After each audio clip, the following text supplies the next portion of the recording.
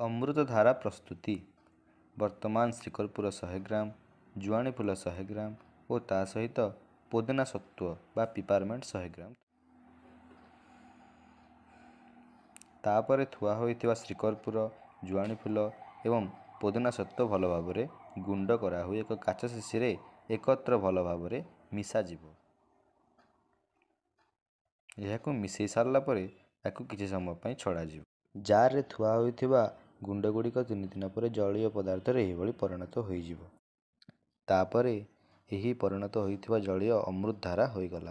तापर याकू एक सिरिंज रे 10 ml टाणी आनी तार एही पैकिंग शिशी रे भर्ती करी तार पैकिंग परर स्थिति आपण देखि पारुथिबे।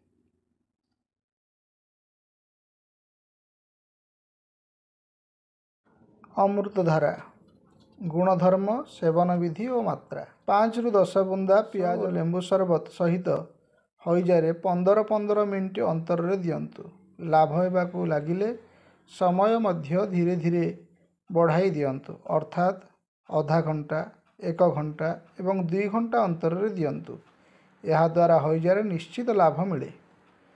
मुंड व्यथा, दांत व्यथा, कान रोग, नलीघा, आघात, शीतपित्त, काश, अजीर्ण, मंदाग्नि आदि रे यह लाभदायक।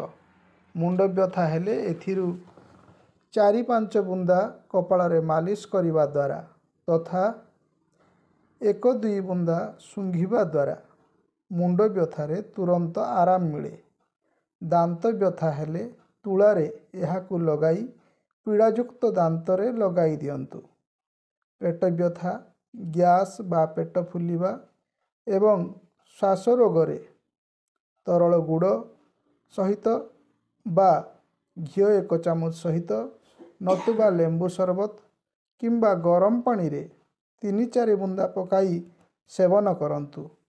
श्वास रोग रे यहाकू सुंघिबा द्वारा एवं छाती रे लगाइबा द्वारा विशेष लाभ होइथाय।